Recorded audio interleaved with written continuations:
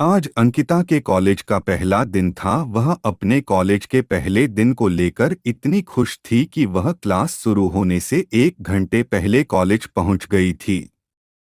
अंकिता अपने क्लास में जाकर बैठ जाती है। फिर धीरे धीरे सारे स्टूडेंट्स क्लास में आते हैं। कुछ समय बाद टीचर आते हैं और अपना परिचय देते हैं। तभी दरवाजे से शिवम की आवाज आती है, सर क्या मैं अंदर आ सकता हूँ? टीचर कहते हैं, यस कम इन। अंकिता शिवम की तरफ देखती है। शिवम क्लास के आखिरी बेंच पे जाकर बैठ जाता है। थोड़ी देर बाद टीचर सभी स्टूडेंट्स से कहते हैं कि 2 दिनों के बाद आप लोगों का फ्रेशर पार्टी होगी। अगर कोई स्टूडेंट्स प्रोग्राम में भाग लेना चाहता है तो क्लास के बाद ऑफिस में जाके अपना नाम लिखवा सकता है। शिवम ने सोचा, क्यों न मैं भी अपना नाम इस प्रोग्राम में लिखवा दूं।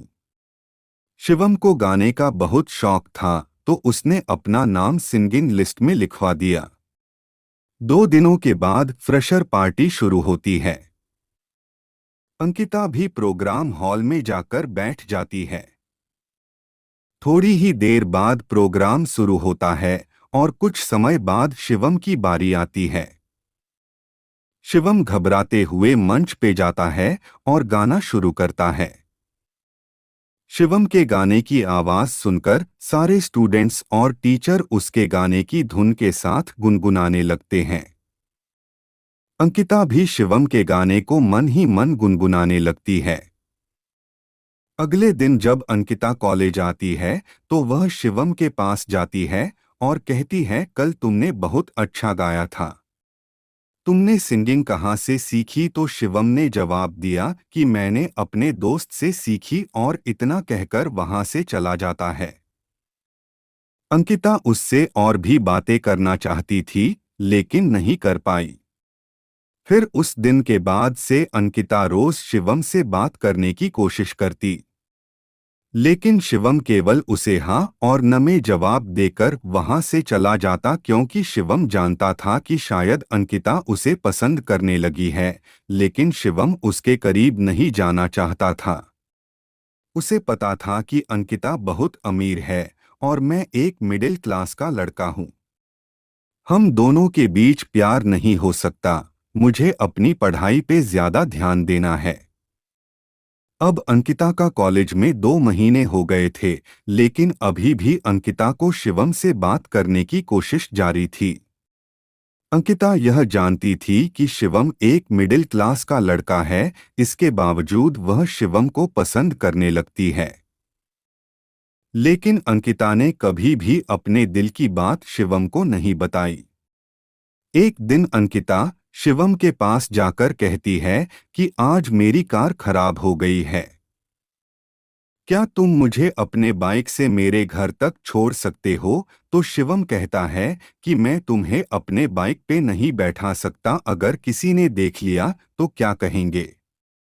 कुछ नहीं कहेंगे पागल, अंकिता कहती है। मैं कह दूंगी कि हम दोनों दोस्त हैं। तुम डरो मत। शिवम कहता है, ठीक है। शिवम अपनी बाइक लेके आता है।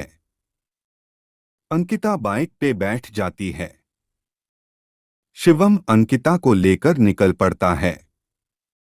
अंकिता बहुत खुश थी। वह शिवम से कहती है कि काश तुम मुझे रोज इसी तरह अपने बाइक पे बैठकर मेरे घर तक छोड़ने आते। शिवम अंकिता को कहता है कि ये आखिरी बार है, इसके बाद में तुम्हें दोबारा छोड़ने के लिए नहीं आऊंगा। कॉलेज के अगले दिन अंकिता फिर से वही बहाना बनाती है और शिवम से कहती है कि मेरी कार फिर से खराब हो गई है। क्या तुम मुझे घर तक छोड़ सकते हो? ये सुनकर शिवम अंकिता को मना कर देता है और कहता है कि मैंने तुम्हें कल ही कहा था कि मैं दोबारा तुम्हें अपने साथ नहीं ले जा सकता। तुम ऑटो से चली जाओ। ये कहकर शिवम वहां से चला जाता है। अंकिता को बहुत बुरा लगता है, वह मायूस होकर घर चली जाती है। अगले दिन जब शिवम कॉलेज आता है तो उसे क्लास में अंकिता दिखाई नहीं देती। 4 दिन बीत जाते हैं, लेकिन अंकिता कॉलेज नहीं आती। शिवम सोचने लगता है कि शायद मैंने उस दिन अंकिता को मना कर दिया, इसीलिए वह नाराज होकर कॉलेज नहीं आ रही है। देखते ही देखते लगभग 1 सप्ताह से ज्यादा हो गया। शिवम अब अंकिता के बारे में सोचकर परेशान होने लगा। फिर बाद में वह अपने आप को कहता कि मैं क्यों अंकिता के बारे में सोचकर परेशान हो रहा हूं। लेकिन सच तो यह था कि शिवम को भी अंकिता से प्यार होने लगा था। शिवम रोज अंकिता के घर के पास जाता, लेकिन उसकी इतनी हिम्मत नहीं थी कि वह उसके घर के अंदर जा सके। 1 महीने के बाद मिड सेमेस्टर का एग्जाम आता है। उस दिन अंकिता एग्जाम देने के लिए कॉलेज आती है। अंकिता को देख शिवम बहुत खुश था। एग्जाम खत्म होने के बाद शिवम अंकिता के पास जाता है और उससे पूछता है कि तुम इतने दिनों से कॉलेज क्यों नहीं आ रही। तो अंकिता जवाब देती है कि मेरे कॉलेज आने या नहीं आने से तुम्हें क्या फर्क पड़ता है। तुम्हें तो सिर्फ अपने आप से मतलब है, और तुमने तो मुझे उस दिन घर छोड़ने से मना कर दिया था। शिवम, हाँ, उस दिन मुझसे गलती हो गई, उसके लिए मैं तुमसे माफी मांगता हूँ, प्लीज मुझे माफ कर दो। अंकिता कहती है कि तुम्हें नहीं पता, लेकिन मैं तुम्हें पसंद करने लगी थी। पता नहीं क्यों तुमसे बातें करना, तुम्हारे साथ रहना मुझे अच्छा लगने लगा था। लेकिन तुम मेरी फीलिंग्स को समझते ही नहीं। ये सब सुनकर शिवम मुस्कुराते हुए कहता है कि कौन कहता है कि मैं तुम्हारी फीलिंग्स को नहीं समझता, पागल। मैं भी तुम्हें चाहता हूँ, तुम मुझे बहुत पसंद हो, लेकिन कभी मेरी इतनी हिम्मत नहीं हुई कि तुम्हें बता सकूं। अंकिता कहती है, तुम सच बोल रहे हो। शिवम जवाब देता है, मैं अपनी कसम खाकर बोल रहा हूँ, मुझे भी तुमसे प्यार हो गया है। उस दिन के बाद अंकिता और शिवम एक हो गए और प्यार के सफर में दोनों साथ चलने लगे। कॉलेज की पढ़ाई पूरी होने के बाद शिवम और अंकिता दोनों ने एक दूसरे से शादी कर ली और हमेशा के लिए प्यार के बंधन में बंध गए।